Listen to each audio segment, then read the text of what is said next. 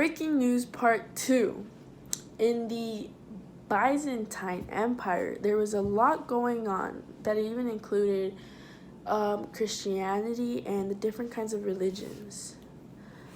In the Byzantine Empire, it all began in the 8th century and lasted until 1453. The empire was a Christian state in which they used icons for religious purposes.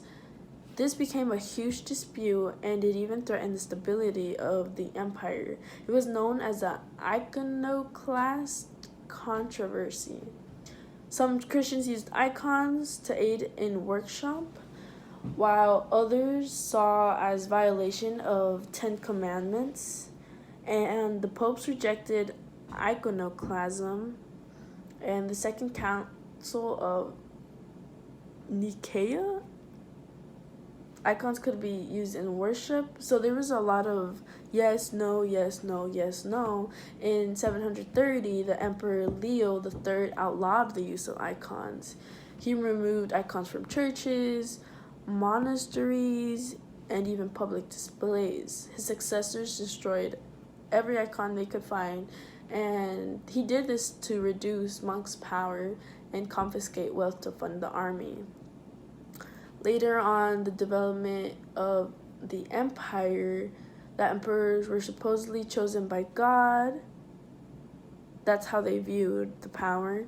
And the emperors had absolute power and had complete control of the church and state. So they were both in control of the political view and the religious view. Oh no, technical difficulties. Anyways, the empire spent a lot of energy on war preparation for war because of the number of enemies they had. They also began a revival during the reign of Michael III. He reigned from 842 to 867, and he was the one who abolished the whole issue of about the icons. There was also a lot of reforms made by him in education, church life, the peasant economy, and even the military. During his reign, there was a new issue that put a gap between the Eastern and Western Christian churches.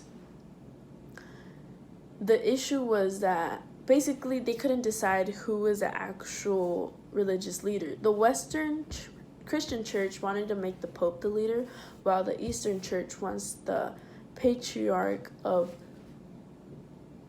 Constantinople, I can't pronounce that properly, as the leader. So it was, I believe, Orthodox versus Christian churches, I believe. But the second step in that whole empire would probably be when the Macedonians began their reign. They overtook the empire, and they also dealt with that issue. The new dynasty of Byzantine emperors, known as the Macedonians, they reigned from 867 to 1056. They were also the founder, or Basil the First was the founder of the dynasty. He was the first Macedonian emperor who was sadly murdered by Michael III, his co-emperor. This led to several defeats on border Arab emirs, and he reestablished Byzantine control over most of southern Italy. So he tried and took control. He found a way to burst the economy by expanding trade relations with Western Europe. His main two trading objects would have been silks and metalwork. There were more issues that went on, and later,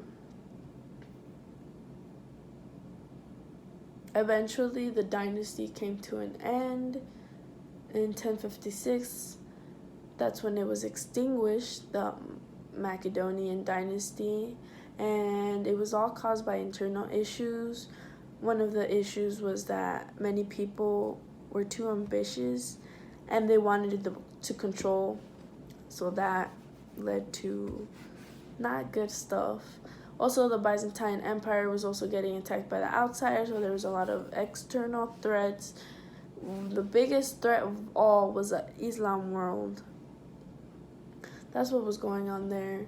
And then on the other side, we had the successor churches of the Roman Empire, where we had a Frankish expansion that was left as a dominant power after Ostrogoth and Visigoth were gone. And they also had fewer wars, so it was a little more peaceful, not as so much violence and issues going on there. They had a legitimate dynastic succession, and their Catholic Church was legitimized. Sorry. They also had Anglo-Saxons. They moved into Britain about the same time as the Roman army left, chiefs and kings with small number of subjects, and they replaced the Celtic-speaking people. They were completely rural. There's a lot of German people who lived there.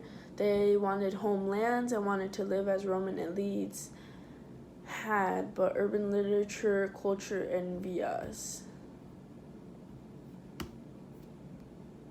I believe that is all for my newscast.